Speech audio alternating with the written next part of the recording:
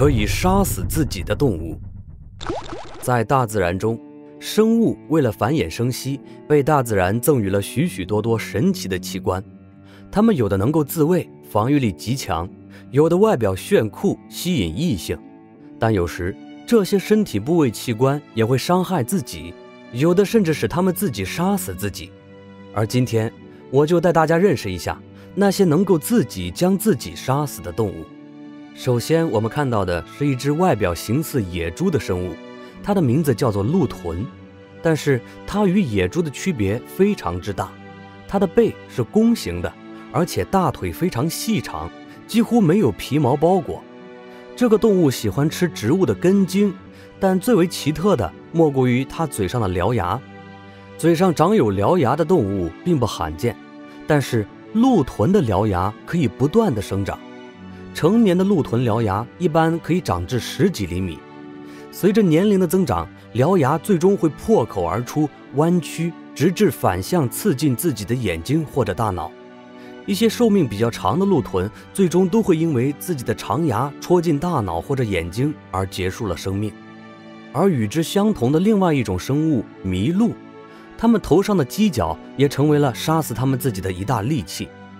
在森林之中，麋鹿的长角可以说是非常之奇特，它们的角向上生长，像树枝一样错综复杂。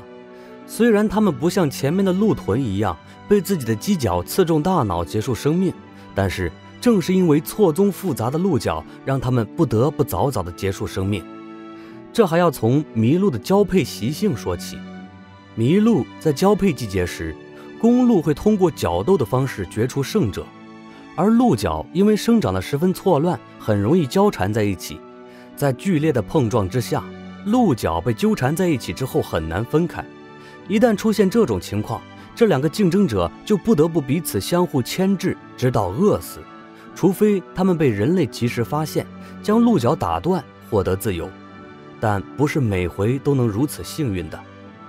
同样被角困扰的还有野生公羊。野生公羊之中，盘羊的角被认为是羊类中最大的，最重能够达到100磅。角本来是一种强大的防御武器，但随着年龄越大，盘羊的角会螺旋生长，直到刺入它们的皮肤，一点点的深入。它们则在感染和疼痛中经受折磨，直到死亡才能结束这一切。除了这些被角困扰的动物之外，其他没有太锋利武器的动物也因为自己身体的一些部位而早早死亡了。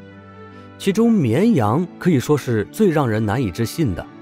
现在我们所熟知的绵羊都是人工培育之后专门产羊毛的品种，若是它们跑出人类的监管，藏到深山野林当中，用不了几个月，它们身上的皮毛不断生长，就会因为无人修剪羊毛而导致羊毛厚重而死。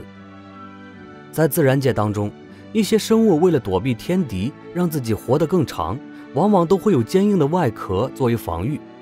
当我们认为有一个安全的庇护所可以让它们活得更久时，一只海龟的出现让我们大跌眼镜。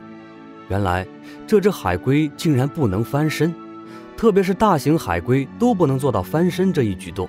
这一切并不是巧合，试想它们在沙滩产卵或者被海浪冲至岸边时被翻过身来，那么它们只能在原地翻腾，却无法将自己背过身来逃走。